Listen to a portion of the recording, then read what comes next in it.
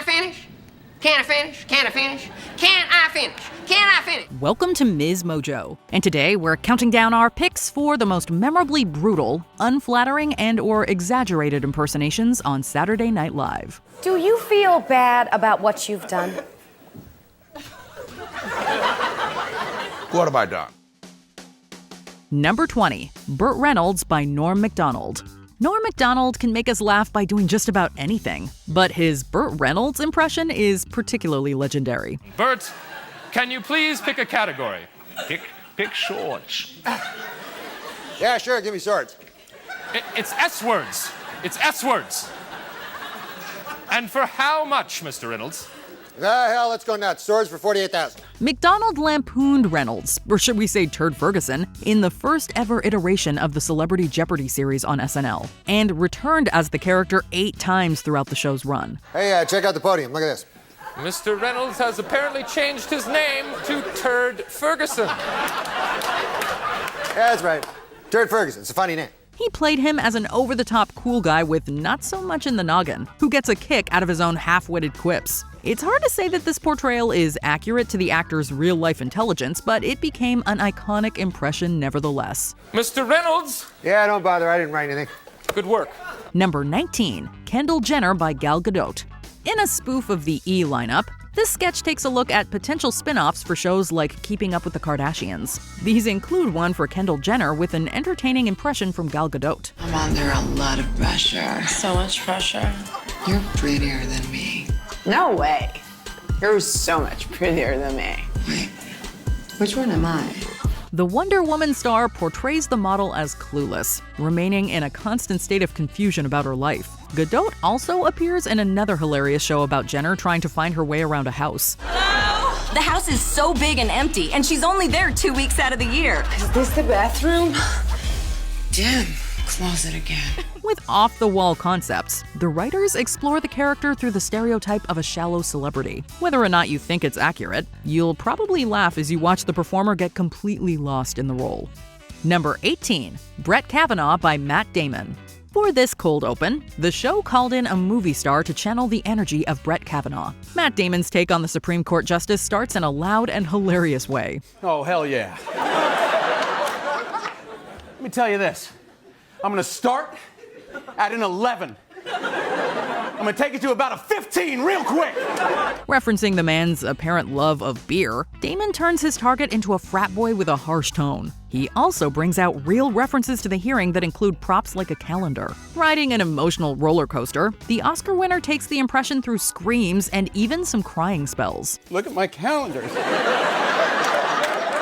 And you're gonna see that every night I was lifting weights with PJ and Squeeze. It might even be accurate in places, but ultimately it becomes an enjoyable caricature. Number 17, Kathie Lee Gifford by Kristen Wiig.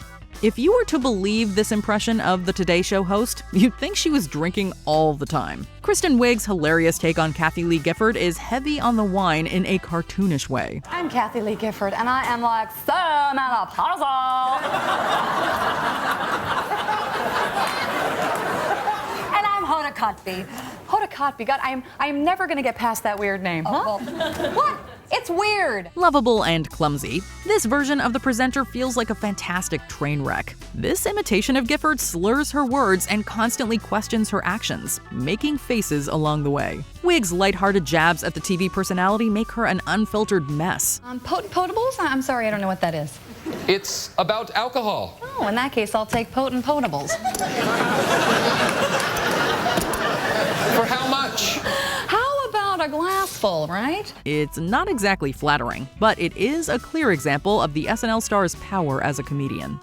Number 16, Joe Biden by Jason Sudeikis. Back during his time as the vice president, Joe Biden was impersonated on SNL by Jason Sudeikis. The actor's take on the politician was of a slightly confused man with prominent teeth. Large and in charge. The president's away, and Joe will play.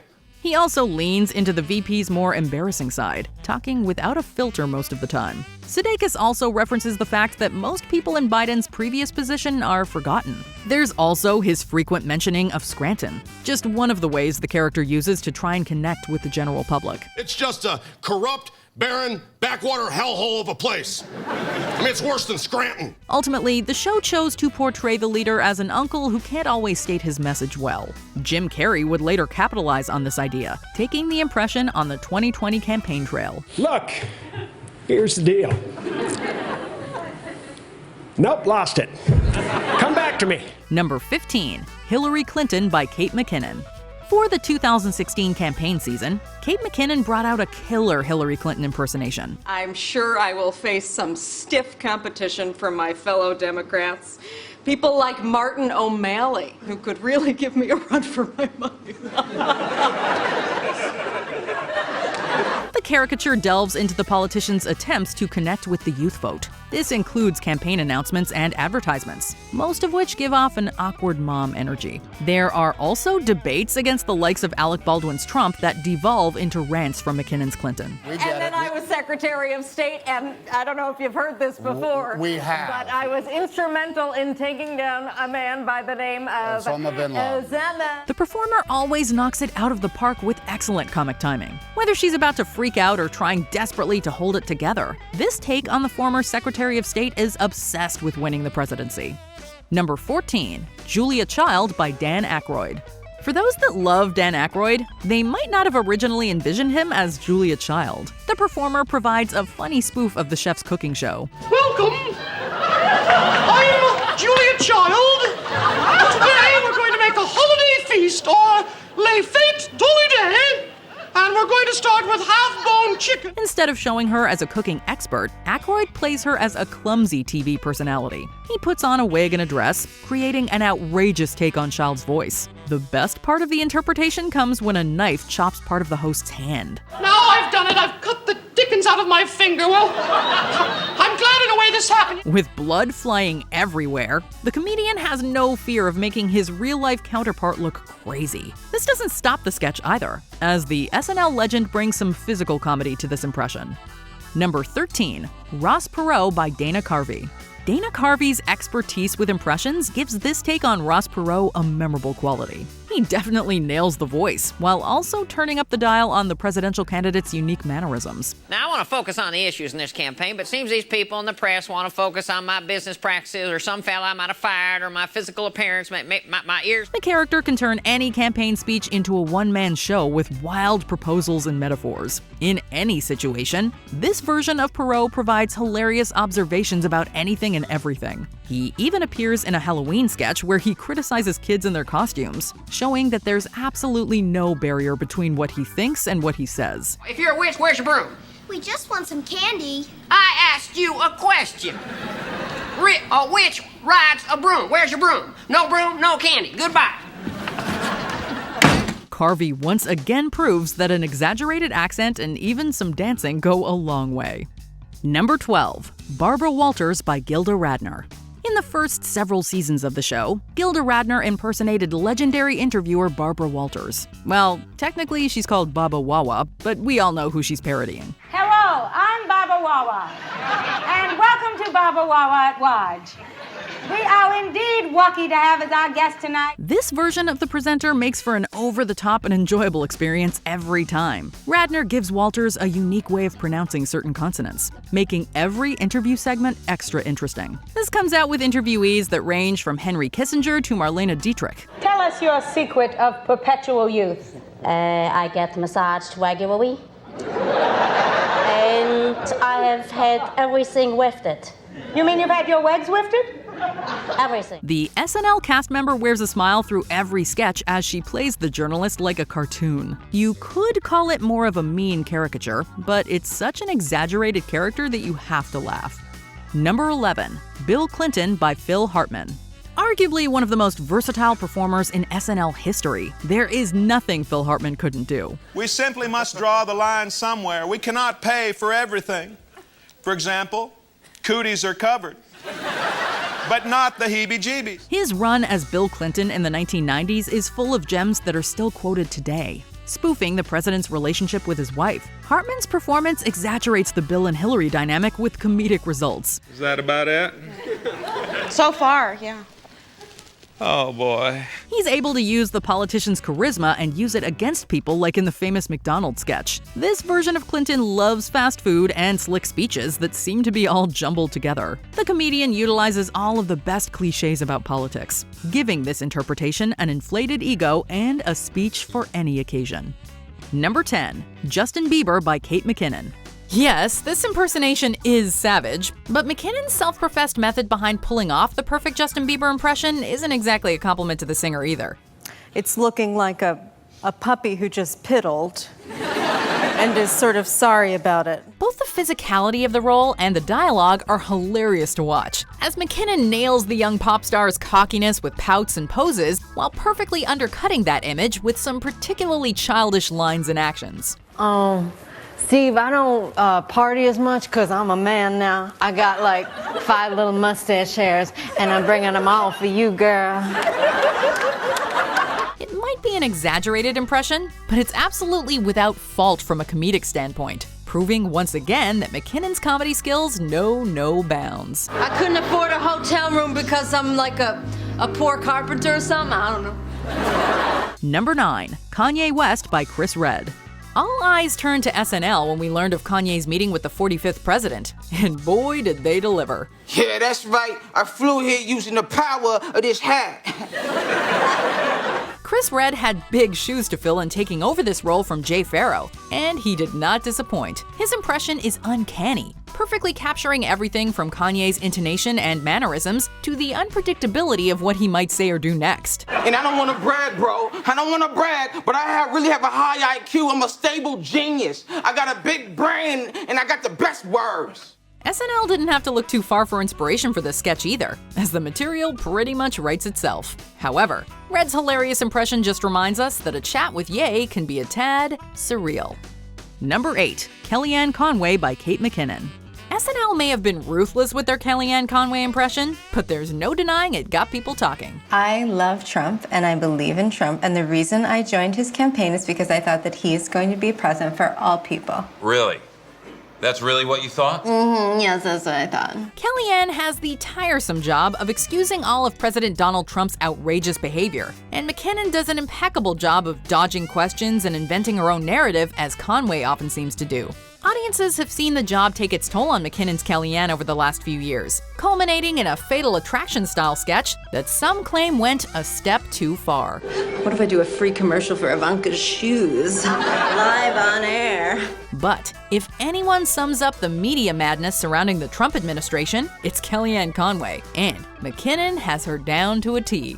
Okay, so Puerto Rico actually was worse before Hurricane Maria, and the hurricane actually did blow some buildings back together, and I don't know why Elizabeth Warren won't tweet about that. Number 7. Janet Reno by Will Ferrell. This one has a weird premise, with Will Ferrell playing the former Attorney General hosting a teen dance show in her basement.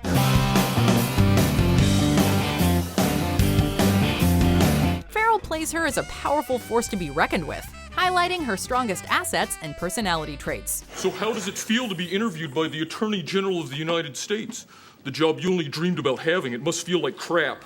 Even surrounded by dancing teens, this Reno doesn't let up from her role as Attorney General, and her special guests only add to the hilarity. Maybe having Will Ferrell prance around in a dress, dancing awkwardly and emphasizing a manly quality isn't the most respectful way to portray her, but she reportedly took it well, even becoming a fan. You box dirty! Then how comes my conscience is so clean? Number 6. Monica Lewinsky by Molly Shannon. When Monica Lewinsky made headlines in the 90s, SNL decided to turn away from the obvious Lolita parody and instead present us with an immature young lady who simply got caught up in the whirlwind of politics. And I can only give my exclusive interview to one person, I mean, it's not like sex. No. No, it's not like sex. Not only does Molly Shannon's portrayal of her often collapse into nervous giggling, she also comes across as self-centered, attention-seeking, and not particularly concerned with the consequences. For breakfast, I can have a couple of peaches and a cruller. It was a pretty unforgiving impression at the time, and it hasn't aged gracefully, making it even more brutal in hindsight. Number 5. Sean Spicer by Melissa McCarthy. It was almost a shame when Sean Spicer left the White House, as it brought an end to Melissa McCarthy's hilariously brutish impression. When I say Rocky start, I mean it in the sense of Rocky the movie because I came out here to punch you in the face. The president reportedly didn't like a woman playing a man in his administration, which egged SNL on into bringing us Kate McKinnon's unforgettable impression of ex-Attorney General Jeff Sessions. Now that's a call and response, Colin. That's my catchphrase. Yeah. Catchphrase. However, McCarthy's Spicer takes the spot on our list for her loud, angry, and boisterous impression, and constant willingness to wage war with the media. While Spicer took it well, he also thought McCarthy could tone it down a notch. Number 4, Sean Connery by Daryl Hammond. Celebrity Jeopardy is one of Saturday Night Live's most beloved sketches, and Daryl Hammond's unforgettable performance as Scottish actor Sean Connery played a huge role in cementing its place both in SNL history and our hearts. Well, the game is afoot. I'll take anal bum cover for $7,000. For some reason, Hammond's Connery is crude, brutish, antagonistic, and like all of his opponents, somewhat dim-witted. One's a sick duck. I can't remember how it ends, but your mother's a whore. He deliberately mispronounces phrases and always has a your mom joke on hand for disapproving Alex Trebek, played by Will Ferrell. We're not sure what Connery did to deserve this, as the impression is far from flattering, but we wouldn't have it any other way. I'll take whorage for $200.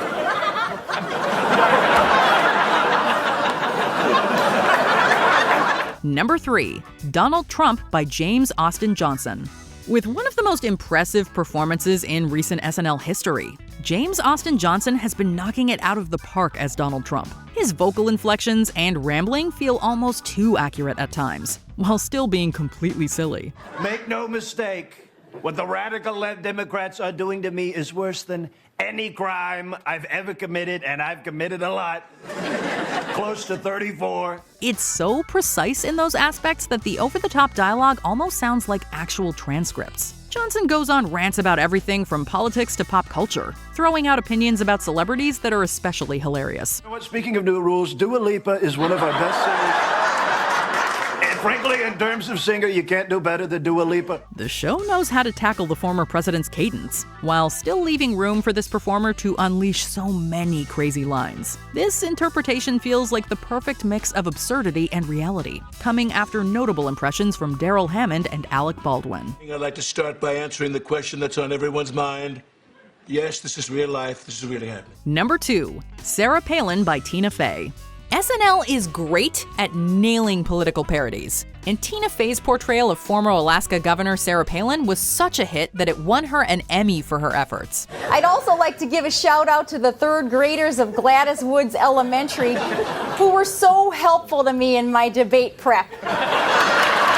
Fey pokes fun at Palin's beauty pageant days, lack of political prowess, and misplaced use of colloquialisms, wrapping it all up in an accent and voice that drills itself into your head. Fey has reprised this role on several occasions, even in front of former Governor Palin herself. It's all in good fun, of course, and never fails to make us laugh, but it is undeniably one of SNL's most savage and memorable impressions. All Palin all the time until 2012 when I haven't decided what I'm gonna do, but I'm probably gonna run for president.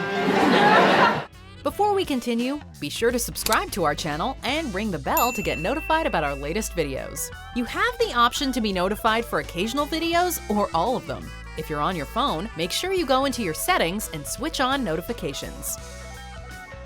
Number 1, George W. Bush by Will Ferrell. Will Ferrell's George W. Bush comes across as likable, while simultaneously reminding audiences of all the reasons why George W. Bush was so controversial and heavily criticized. There was utterly no legal or military justification for this strike. He portrays the former president as dopey, simple, and painfully misinformed. The accent, language, and mannerisms all feel incredibly accurate. And adding insult to injury, this goofy portrayal rarely failed to make audiences laugh. Ready or not, here I come. You can't hide. I'm gonna find you and make you love me. That's a little something from the Fugees. The Bush presidency was also a perfect opportunity to bring back Dana Carvey, who nails pretty much any impression, but whose overblown George Bush Sr. will always hold a special place in both the SNL archives and our hearts. What about Social Security? Should be very social, and very secure. Slip sliding, slip sliding. Did we forget a savage impression? Let us know in the comments below. Yeah, I found this backstage. Oversized hat. It's funny. No, it's not. Sure it is. It's funny. It's funny because it's bigger than a normal hat. Do you agree with our picks? Check out this other recent clip from MsMojo. And be sure to subscribe and ring the bell to be notified about our latest videos.